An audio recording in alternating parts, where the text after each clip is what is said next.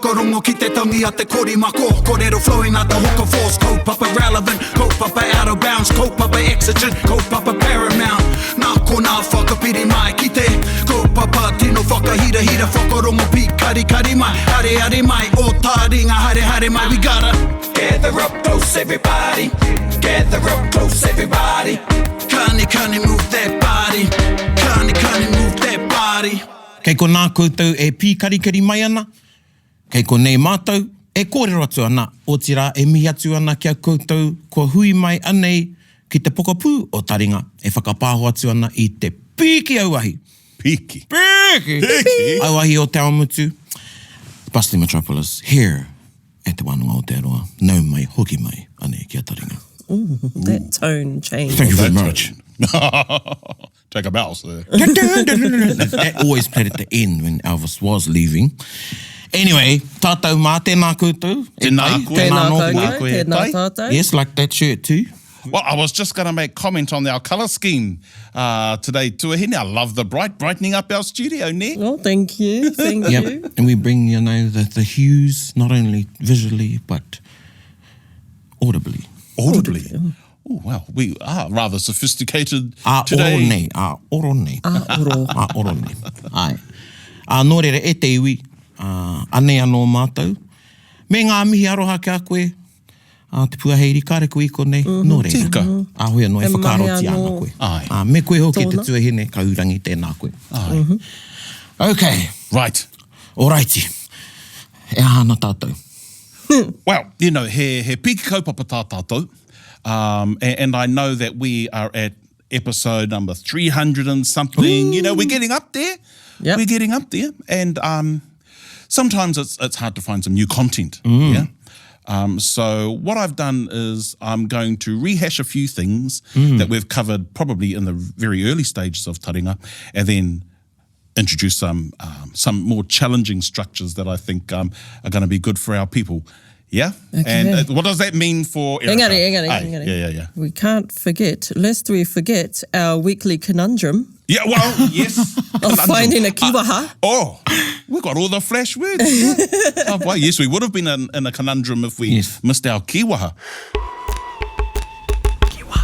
Kia pono au, Ai. I puta tētai kōrero, ia māta e kōrero ana.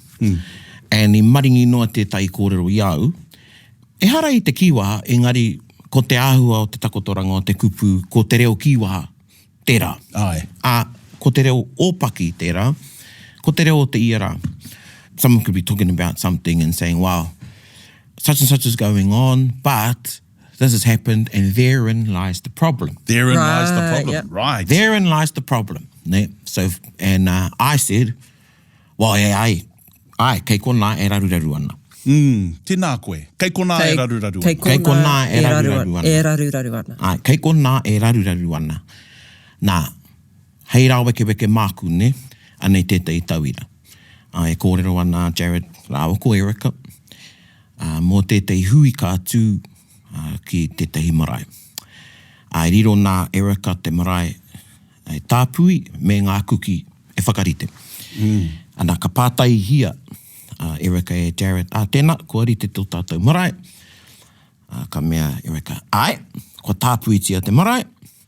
Ka tai a Jared, ka pātai. E pewhi ana te taha ki muri. Ara ngā kuki, ana ko tana whakautu. Kei kona e raruraru ana. And therein lies the problem. Therein lies the problem. So we've got the marae sorted. Yeah. We don't have any chefs. Yeah. Ko tīmatau ki te hiki maitai, ki te whare whakapakari tinana. Iara, ka haere ki reira. Ne? Ka pātai mai tuku hua. Pewhi te taha ki te kai. Kei kona e raruraru ana. Kei kona e raruraru ana. Mai. Kei kona e raruraru ana. Ne? So does it always have to be kei kona e raruraru ana ki tō whakaaro? Kaore. Okay. Ne. Kua nei pia, and I'm going to use that same example, the gym. Well, ka rau I te rare ki te gym. Engari mo te kai, awo, kei kona e kaha mai ana. Right. Okay. Yeah. I just whipped that up. And there you go. And it's Yeah. actually a point I want to come back to because, you know, e te iwi, sometimes we're trying to plan our taringa session, and when you put too much thought into a kiwaha, sometimes it doesn't have a natural occurrence. Yes. And it was actually, as you referred to, bro, just in our discussion that we were having, something just magically appeared, and koe nā te reo kiwaha. Koina te reo kiwaha. Because I actually often used to ask my grandmother, I said, Nan, hea te tehi kiwaha i kaha kōrero ai koutou i a koutou e tamariki ana? Yeah. She goes, hea tēnā. Ai. Had no idea what a kiwaha was. Yeah. And she would just say to me, ko te reo tēnā. Koina. You know, that's just the way we spoke.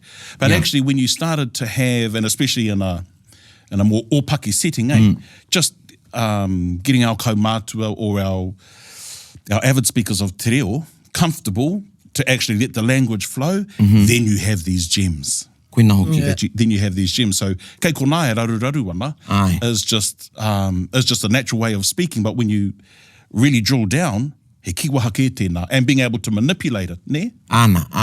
And kei no konei e ki atu anau tuatai he taunaki i e tai o nā kōrero kuputake. Kia kaua koutou tātou e pōhehe ko te reo kiwaha mo te reo ōpaki anahe.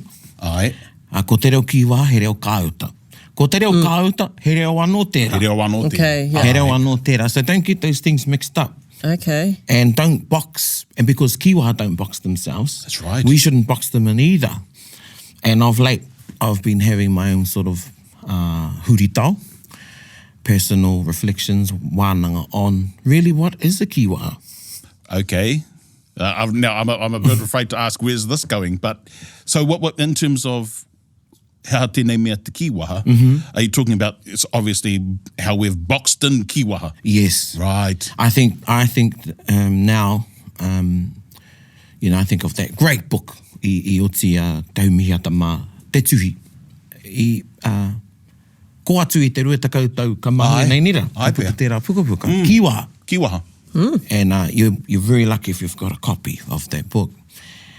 I think now, with my involvement, I roto I te reo, Tēnā koe. I korana I runga I te whakaiti, there are genres of kiwaha. Yes.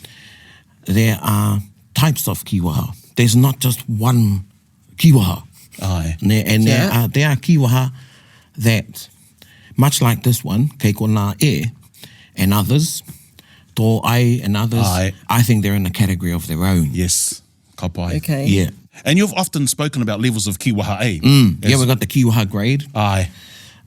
Yeah, so, and then you've got the ones there like, you know, 10th dan. Because talk about the... yeah. Tai ki te I rima, actually get that. I get that. Yeah. Yeah, tai ki te rima. Engari, ara no atu etahi. Yeah. Ki oku nei whakaaro. Ai. And, yeah, o pewhi o whakaaro ki te tēnā, te keiko nai raru ana, he, mo te conundrum. Well, you know where tai, when our tuahine used conundrum, I thought to myself, actually, you know, there may not be a kiwaha, but there's a saying that we often use in te ao Māori, which is kei tua o tā wauau. Yeah. Kei tua o tā wauau. Now, a lot of Kei people tua o think tā wauau. Out the tā kino. wauau is has something to do with pōrangi or, you know, someone who may have lost their way. Yes. All right. Yeah, I thought it was like, that's out the gate. Yeah, well, that's how a lot of people use it. You know, kei tua o tā wauau. What most people don't realise is that, from my understanding, and I know my Uncle Tom Raw will probably shoot me the next time he sees me, but it's a kōrero between Te Wahanui and Rewi Maniapoto. And so fitting given the recent events, Kia ora. our commemoration, 160th commemoration at Ōrākau. Anyway, there was a conundrum that the iwi was facing, and from what I understand, the longer kōrero is kei tua o tā wauau te rā e whiti ana. Yeah? So beyond tā wauau, this conundrum that we're facing at the moment, the sun shines, there is a solution, so on and so forth. So how people are using kei tua o tā wauau now is, you know, they're a bit cray-cray, I think that's what our people use. Yeah. And similarly, what I've heard is kei mahurangi ke. Yes. You know, and I think it's our kahungunu people. I'm open to being corrected. They have another kōrero about what that actually means. So, you know, when we're talking about conundrum, I thought, well, there's another sort of like kiwaha that people are using now, kei tō tāwauau. But when in actual fact, it's a longer kōrero, it's got a lot more history, and the context is a little bit different. Koe raka. Ne? Ana, koe nau e me nei, ara te kāhui, kiwaha nei, he whera. Ai. He whakapapa tōna ki tētahi kōrero tuku iho. Hey. And so that's what I'm saying. There are kiwaha that I believe they're in that category. So ones with place names in them. Oh, yeah. It's got mahurangi. You've got tāwawau. And that could be a place. Or if you look at the kupu wawau, which is also a kiwaha, taku mōhio e kaha ana i roto e a waikato. Wawau ana ne. Wawau ana. Yeah. Sort of, ko te cray-cray, engari. Wowzers. Well, see, my and Nan used to use the word he wāwau, ne? A wāwau. Wāwau, and ko te wāwau is a fool. Ne? So when I hear the word when I hear people using that, I think it's either wawauana or wāwauana. Yeah. Kei te mōhio au ki tērā kupu. Yeah. You know, Like so if you were a foolish. fool, they wouldn't call you a pōrangi. They'll say, whakarongo ki tērā wāwau e kōrero ana. Ko ne pēr. Ai pēr. Koe rā ke te mea tika. Ai. Ana i roto i te wā, kua ngaro, te whakahua tika, Ai. huatanga rāne, o tērā, ana kua wawau. Ko te wāwau. Ai. Ka mōhio pai anau ki te wāwau. Yeah. He kōrero anō kei roti te whānau e whakamārama. E māram. Yeah.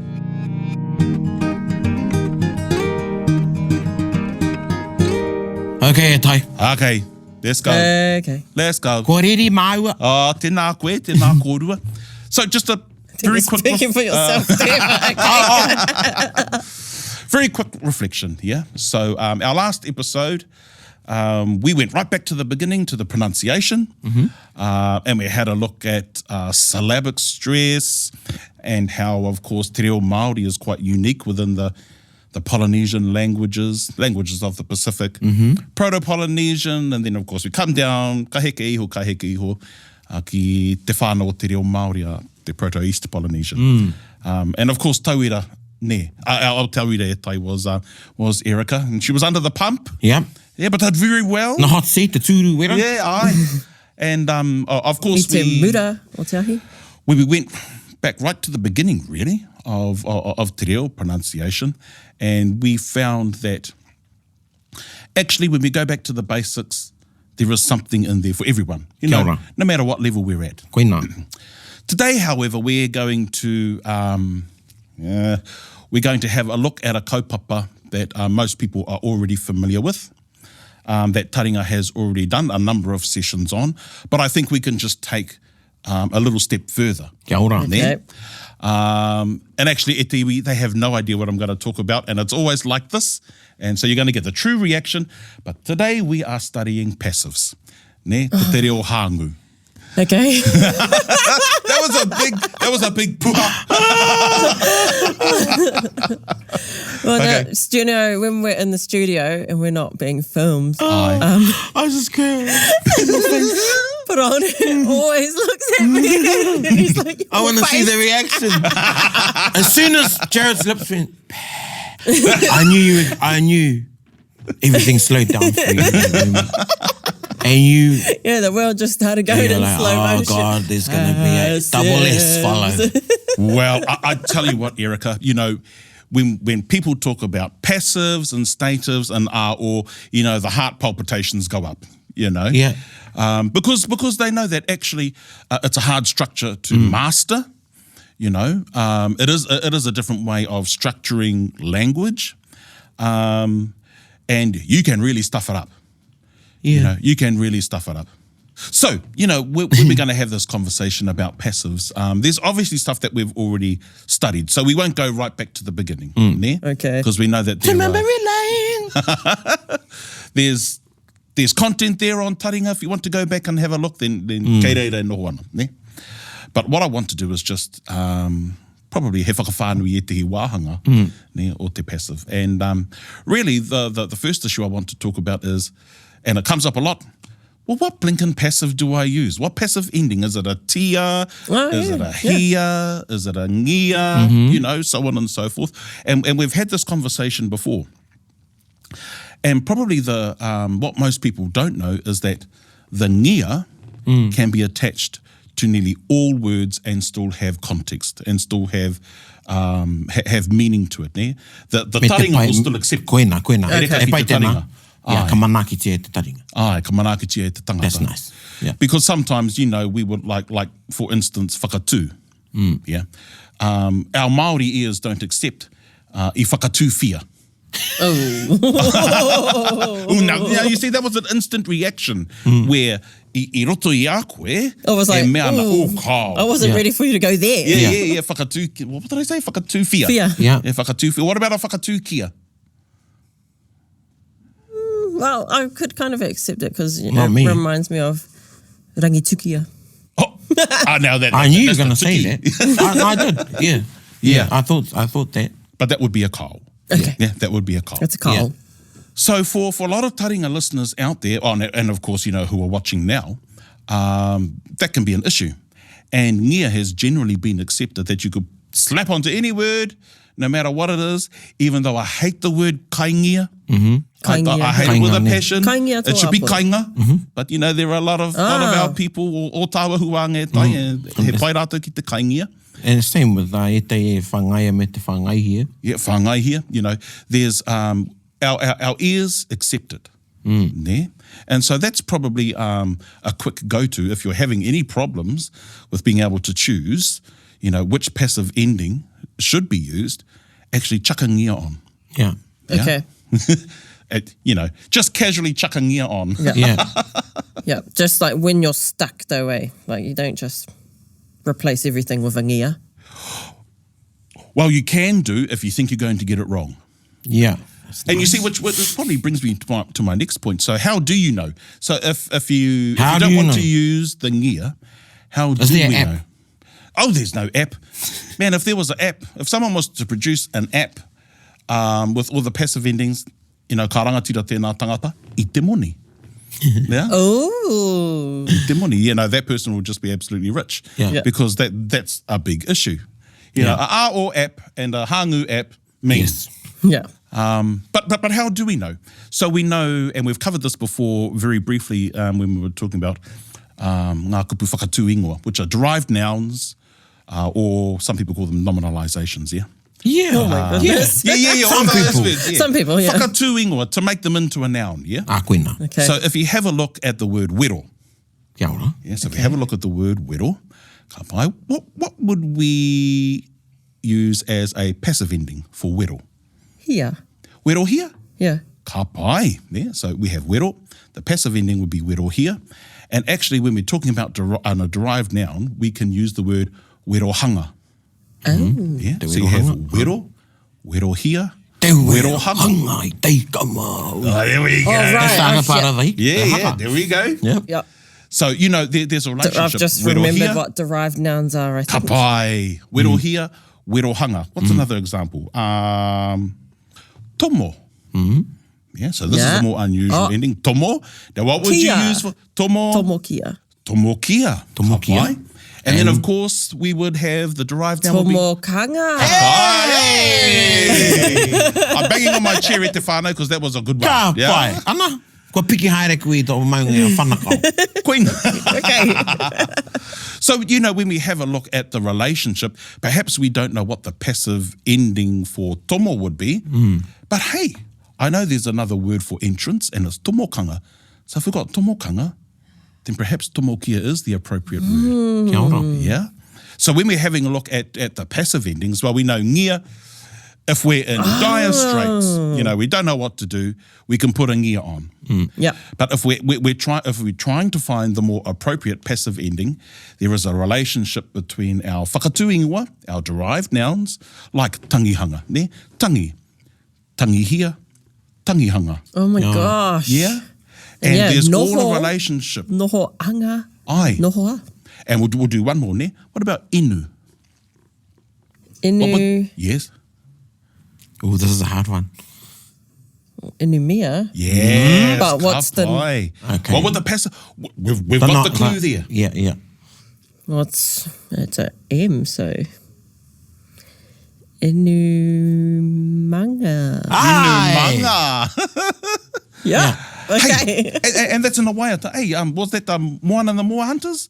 Ko tahi anō inu manga or inu hanga, something like that. Oh, no, the waiata I know was ko te waiata nai tūhoi mō ngā riri ki a Ngāti Kaungunu. Oh, okay. Te rongo o te tuna. Oh, okay then. E kei rere mea na inu manga wai. Okay. Te rito o te rangi. Yeah. Yeah. Here's our Taringa Google right here. Yeah. What is it? Inu manga though. Well, hey, a place of we would take water. Like a Yes, fountain. kapai in that Okay, context. a spring. Yeah. But like, let's just say, a koe me tō inu, ne? And you know, perhaps we put it in context, we're just about to start filming. I said, oh, well, kia kotahi anō te inu manga, and then ka timata. Yeah. So just one last sip, one last gulp. Yeah. Yeah, and Yeah. then we'll start. So inu manga, in terms of a derived noun, can be used that way as well. Okay. Yeah? Yeah. Okay. Aye. Yes. You can just see yourself using that, eh? Now that's Maybe. probably that's probably an intermediate learner. Yeah. You know, in terms of how to find some passive endings. Nice. But there are some other ones where the passive ending, how it's written now, you can't really see it. Kia ora. So you have inu mia, so you can see the mia, because we know the word inu, ne? Kia ora. And then, of course, wero here. So we can see the here. We can see the mia. We can see the tia. Sometimes we can't see the passive ending a. Yeah, sometimes we can't see the passive ending a. And mō te hunga e taki nei i ngā karakia karaitiana, ka pai, there's a good example there where, in a very well-known karakia, it's hanga e te atua he ngā kau hou. Ne? Hanga e te atua he ngā kau hou. Ka pai? I'm looking. He's looking this way, and I'm looking at you.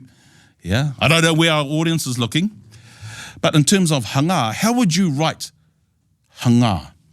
How would I write it? Yeah, how would you write it? And it's not the same as hanga. Whakarongo? Kōrero anō? Hanga. Is it a double A? Yes, it's either a double A, or if we're not a fan of the double vowels, we would write it as A macron. kapai. So it'll be H-A-N-G-A, macron. Yeah. Now, you can't see that. You can't tell that it's a passive the way it's written. Wow. Because normally we can see the end of the A. Like hāpaia. Yeah. A. So we know hāpai, and then the R's on the And end. then, yeah. But in words like hanga, you don't know that it's a passive. You can't see the passive ending Oh because my it's used in gosh. macron. Yeah. Haunga te hangaia, ne? Haunga te hangaia. Ai, Oh my God, engari. if you just doubled it. No, hangaia. Oh, yeah. Hanga, hanga, Ia. yeah. Ko te ia te. Yeah. So he is the passive. But in hanga, Yeah. you can't see that. And there's actually quite a few. Oh, well, I've got 3 examples, and these are examples that just come to mind. So you've got hanga within some karakia. There's a word that we use, tapa, instead of tapaina. Paina. Paina. Yeah, tapa. Ah, nice. Tapa. I was trying to And- think of another one. Nice. Yeah. Oh, have you got another one? No, I was thinking, I was going, oh, what's the other ones? Yeah, tapa. So there's tapa. Tapa mai te ingo o te whare nei. Yeah. Ne? And I tapa e ia te rotora. koina. Yeah. Yeah, tapa. So a lot of people would use tapaina or Oh, yeah. Tapaina, yeah. tapangia. Yeah. But tapa, and you would never know tapa. Only time, ki au nei, ko tētahi wā e tika ana te ngia ki au mo te tapa. Me he au te mahi. Okay, Nō tapai. I tapa ngia e ia e rā wāhi Ana katoa. koina. You wouldn't say tapa. Yeah. Yeah, kapai. Right. Tēnā koe. He named, it's talking about a continuous, Yeah. Naming of, Yeah. as we, yeah. I tapa ngia e ia ngā wāhi katoa. Yeah. He named all those Okay, places, okay. but the tapa is saying the te au. Aye. Ka te au, te Repetitive? repetitive continuation. Yeah. So did them in consecutive. Aye. Hey? Yeah. Yeah. Oh, right. Si nā koe nā te mea o te kiwa, o te... O te hāngu. Ai. Te atahu o te hāngu, te atahu o te reo. Ai, tika. Ne? Yeah, te atahu o te reo. And I think my last example. You know, Another one. Yeah, it'll blow your mind. It'll blow your mind. Yeah. And the word is whakamana. Wow. Yeah. Okay. Whakamana. Now, I had never ever heard whakamana used. So like how people would say whakamana here. Yes. Yeah. But ko te ruruhi nei no roto o Ngāti Awa me ona kārangarangatanga, ko Media Simpson. Yeah, guns go. Ne? Oh, you were the more whiti, eh? She was a beautiful old dear. Oh, yeah. And Because we're nerds, so she's beautiful. and her English was impeccable. Mm-hmm. You know, and she was quite adamant that Māori speakers should just be fluent in English and as eloquent as English as they are in Te Reo Māori. But she was he momoa no tērā. Yeah, there's that clip that went around and she's ripping those news presenters to bits. Was she? Yeah. That doesn't surprise me. Yeah. That doesn't surprise But me. they've actually took great entertainment in the fact that they're getting cussed by this, old queer. And, yeah. Yeah. Well, actually, I only ever met her once. And when I introduced myself, I said, I'm going to university with her mokopuna, Jasmine. And she just looked at me, no hello. And she just said, kia pai to tiaki taku mokopuna. And that was it. I mean, oh. But anyway, that's the type of queer she was. She was neat. Yeah. And that's one of the words that she insisted should be brought back is whakamana. Ana? Whakamana. Whakamana. And I'm like, doesn't that even Whakamana. sound blingin' regal, ne? Yeah. So we've got a couple of examples. Hanga, tapa, whakamana. In terms of is there a rule here? Well, obviously we can hear the A at the end there. But does it apply to all words? I don't know. Perhaps these are just isolated examples of where this can be used. So, in terms of passive endings, I think this is something that for even, confident speakers of the reo may not have come across before. Aye. And so that's just extending our knowledge on the passive endings, and that's just the words. We haven't even got into the Kia wati au ki a koe. Māku, mātaringa. Ka puta tēnei kupu ka horapa. Ai. Nei ana, e tātou mā tēnā whakahohongia, whakamana te kōrero a Jared, Tēnā koe. whakamana te kōrero a te kuia, ana kia oho anō tēnei kupu. Tēnā koe.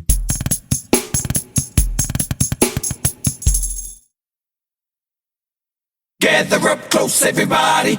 Okay, that's just the passive endings. Well, that's there. just something else I've got to look out for now. If I see some macrons on those three words. You know it's in a passive form. Yeah. And me pono au e tai, Ai. he tuatahitanga tērā ki au. Tēnā koe. Yeah, he mea, he akoranga tērā kārewi mōheo, so tēnā koe.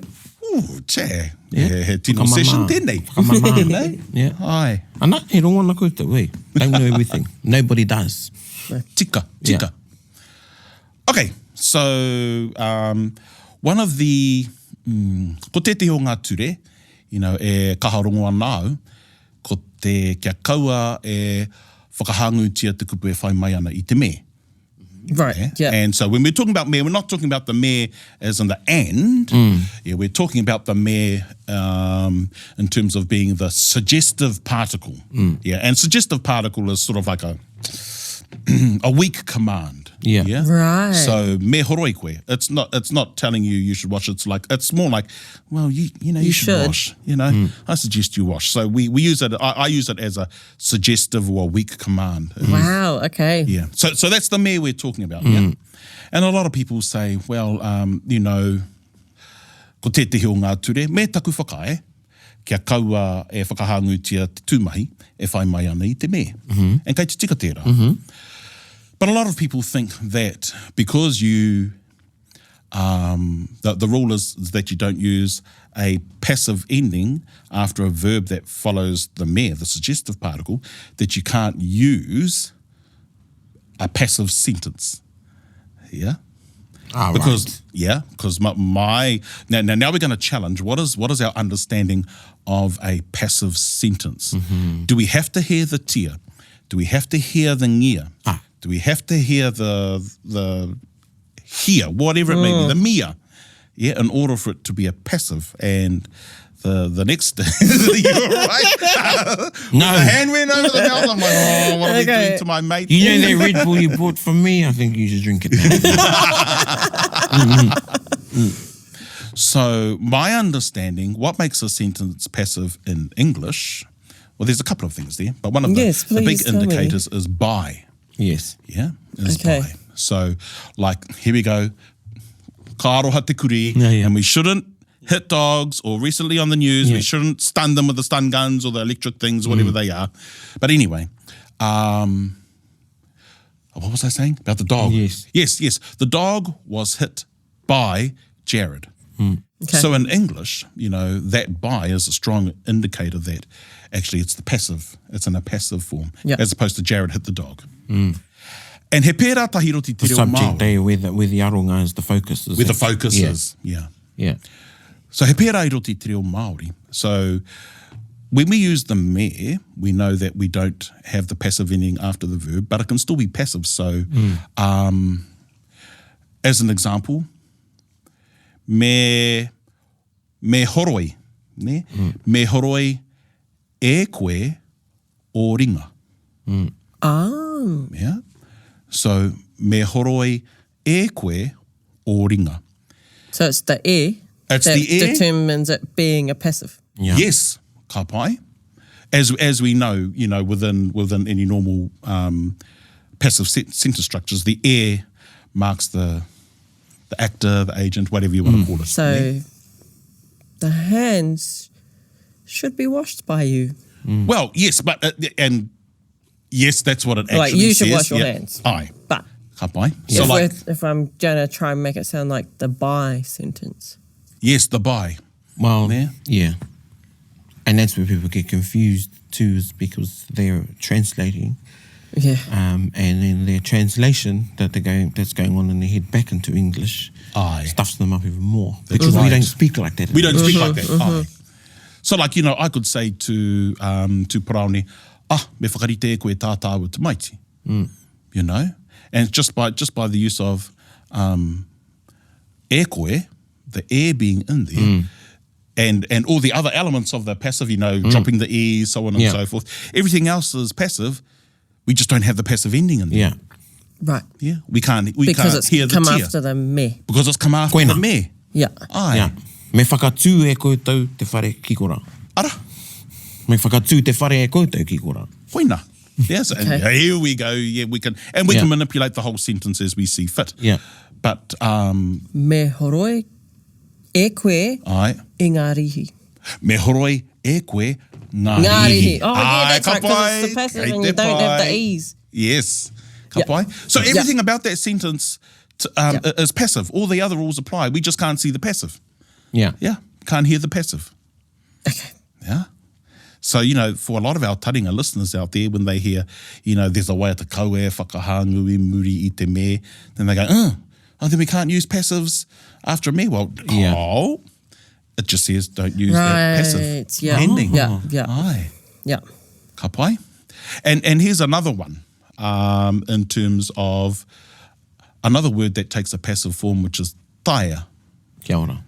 Yeah, taia. Yes. And, here, That's I think, right, because I think you e don't tai have he the nui o e's kōrero in e there pāna either. te rā kupu. Yeah. Ne? Te kupu taia. Physically being able to do something or... It's it's a passive, I guess it's treated as a passive word. It's treated as a passive. Aye. And it is its own word. Aye. Right. So it is a full word on its own. Yeah. What I mean is, well, the other words like poke and pokea, they have that passive ending. That's, Aye. taia must always be treated like Is that. taia. Aye, as Yes. taia. Yeah. Yeah. Yeah. And so, and I'm still on this mere conversation. Yeah. Yeah. So taia being a passive, and the rule that we just spoke about, you can't use a passive word after me, while taia is the exception to the rule. Because it is, but it isn't. It is, but it isn't, ne? It follows all the other rules. Yes. Yeah, but it's a special character, I suppose. Yeah, it's a special character. And that's what I was getting at with the kiwa. There's kiwa that is special character, and this is a special character. Yeah. Ai. Ana kei tētai taumata reo tēnei. Yes. Ko kore te hunga kata eno ka tīmata ki te ako e aro ki tēnei whakamahinga o te taia. En koe rā pē te mate e pōraruraru nei e tahi. Ai. Ka tapoko atu rānei e tahi ki tū o tāwawau. E pāna ki tēnei whakamahinga o te taia. Ne? So people get in trouble because, and a lot of the time they're teachers, and hara tēnei te whakaiti. Ai. E tei pōako, kāri te mōhio. Ki tēnei whakamahinga o te taia. Yeah. So let's just say, and this will never happen, by the way, because he's absolutely loaded. But let's just say Praoni wanted to borrow some money from me. It'll never happen anyway because I haven't got any money. Yeah. So, but let's just say he wanted to. Kei whea ngā moni haere ana, koe no te pātai. Engari waiho tēnā. He mea no tērā. So let's just say Praoni owes me money, kapai, and he's just about to say to me, I am unable to return your money. Yeah, and I want you to use taia e tai. Okay. Ne? So I am unable to return your money. Ana, hea te whakamaoritanga. Kare taia au taku nama. Me taia e koe. Ne? Wait, what? Okay. Kore o tia mai anō? I'll give the one that everyone probably would use. Ne? Yes, I know. Kare taia au nā moni te whakahoki ki a koe. Me taia e koe. Yeah. And then probably... Like, you should be able to. You better be able You to. better be able to. Ne? Yeah. And then I'm going to use the other one that I used first that probably only this many people would use. Aye. Kare tae au taku nama. Ai, ka pai. Or my debts to you, ne? Yeah. I'm unable to fulfill. Yeah. Me taia e koe e tai. Yeah. Ne? So I've used me taia. You bloody Yeah. better be able to do it. Yeah. Yeah. And that's the exception to the me rule. to the- Yeah, me tae e Yeah. koe. Me taia e koe. So that's the only exception. Yeah. And of course, Following you a see, me. I had never heard it. And if I did hear it, I probably would have been one of those people. Kao kari tika. Yeah. And you know, e mihi anau ki tō tātou hoa ki a Leon. Yeah. Ne? And he explained it to me. He goes, kao e hoa e pai ana. Yeah. And you know, and I have no embarrassment or shame saying that I learned this A from koe raka. someone else. Yeah. Ne? Oh, you got to learn everything from someone else. Exactly. And Yeah. and from that day on, I was like, mara mana, because I didn't actually give a lot of thought to taia is that special character. Koina. You know, it is that special word that probably overcomes some of those boundaries and limits. Koe nā. Ne? And you know, mehe mea ka tika te whakaakona o te taia e te kai ako ki ana tauira, ka ara noa atu ngā āheinga. Ai. Ne, i te mea, koe rā tētai tauira ki a koutou, kare taia au taku nama. Ai. Ki au koe rā te whakautu poto. Koe. I tēnā o te ki, kare taia au o moni te whakahoki. Let's he roa rawa tērā. Ki au, ko tētahi o ngā mea tāhua o te hāngu, ko te whakarāpu poto i te kōrero roa ki roto i te kupu kotahi. Ai. Ne? Right. Yep. That's one of the things with So it's with all passives. summed up with Yeah. that one. And, Yeah, and- well, people may observe it as a cumbersome sentence. In English, Yeah. it may be, but Yes. there's some things you can say in Māori you can't say in English Ai. with the passive. So, tapahi te keke. Tapahi te keke. Sorry, I'm going to take over for a little bit. Tapahi te keke. Cut the cake. Okay. Tapahi te keke. Think about the examples. Slice up the cake. Koe Oh, nā. ka pai. I was going to say continuously cut up the cake, but I was like, no, it's not Well, that. you know, same in the same, kei te ohoropaki, ne.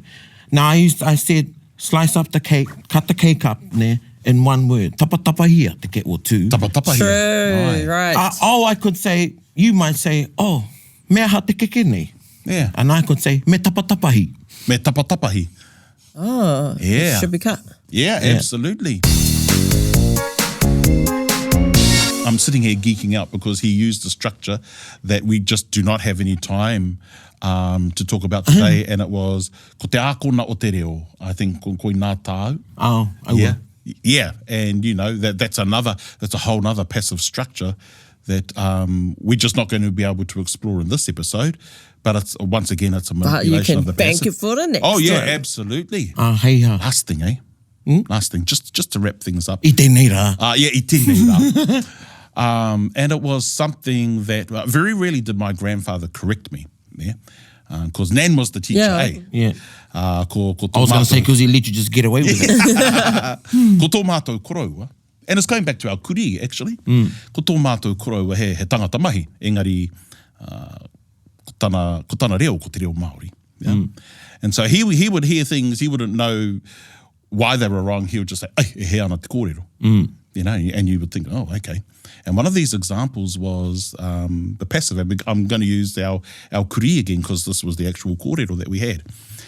And he said, ko tana pātai mai ki au, ko herea e koe tā tāua kuri. Koina, ne? Ko waru tana ingoa, ko ira waru. Oh, yeah. Yeah, no reira. Ko herea e koe tā tāua kuri. Taku whakahoki atu ki aia. Ai, ko herea e au tā tāua kuri. Ka ki mai, ka he. And passive, kei te tika. Kao, ko herehia e koe tā tāua kuri.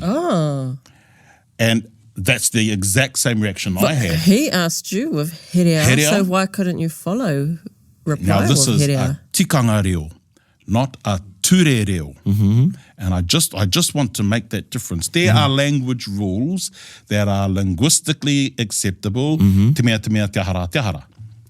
But there are certain tikanga within our reo, appropriate usages, which to the native Māori, if I can put it that way, e tai, Ai, koia. ne, e he ana. And he didn't like the fact that I responded to his question using herea. Ko te tikanga ki aia, me huri, me rereke te arohangu, the passive ending, should be different. Now, that was a tikanga reo. Now, I've spoken about this at ngā kura reo, when I used to attend.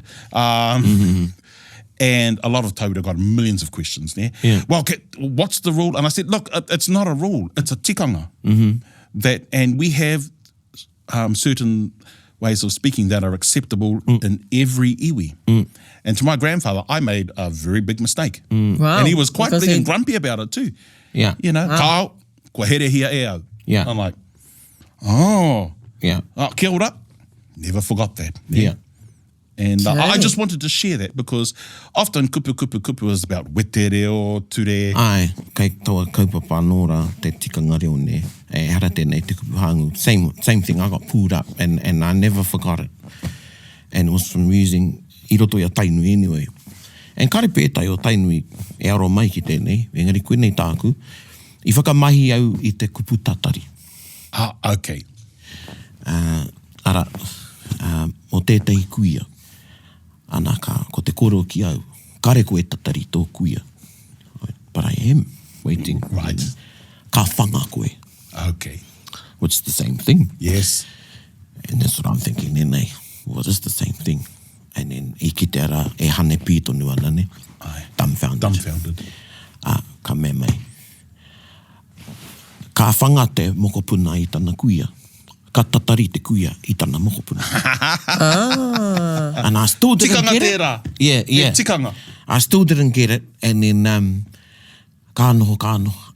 And then I think I said, tatari impatiently waiting? Like, koina. Ko te Okay. tatari te pēnei. Where's bloody thing? Okay. Yeah. Koe ra te kōrero ki au. Okay. Bloody hell, hurry up, koe ra te tatari. Ko te whanga, Hey, and you should never be like that to your pakeke. Yeah. Aye. So from that Have day patience. forth, no, he rereke te tatari I te whanga. Koina Yeah. te kōrero ki au. And he tikanga reo tērā. He tikanga. Kia mātou. Hey. Yeah. Rite ki tēnā, ne? Some may disagree with me. Absolutely. But then, the times I heard, since that time, and then I was more aware to it. Ne? And when I listened to my old people and I heard how they were using it, I thought, kuia. Ne? They'd use tatari for some things and whanga for other things. Yeah. Nā me e, e noho nei, haere mai na te pai, e whanga ana, kia tai mai te pai, Ai. tā pai. Ka hipa te wā, te tikanga me tai mai te pai, e tatari ana I te pahi nei. Te purani pai nei. Yeah, anyway. Yeah. So that's, yeah. kia tahuri tātou ki te waiata All right. o te wiki, tēnā whakarongo mai. Kei runga rakau, kei runga I te are whana, kei roto i te mara, te paua ka whakata. Kei raro te kuri i te whare, kei muri atu a koe, kei muri i te raki. Kei mua te hei hei, i te kuaha. Kaore he raru, kaore he raru, ka pai ngā mea katoa. Ka pai ngā mea katoa.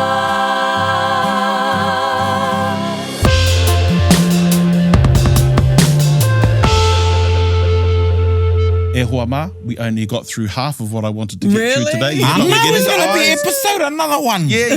Well, I Because think she's so, just ne? waiting. She was waiting. I was thinking, that wasn't actually as bad as I No, thought it was you going to didn't be. even change the same colour as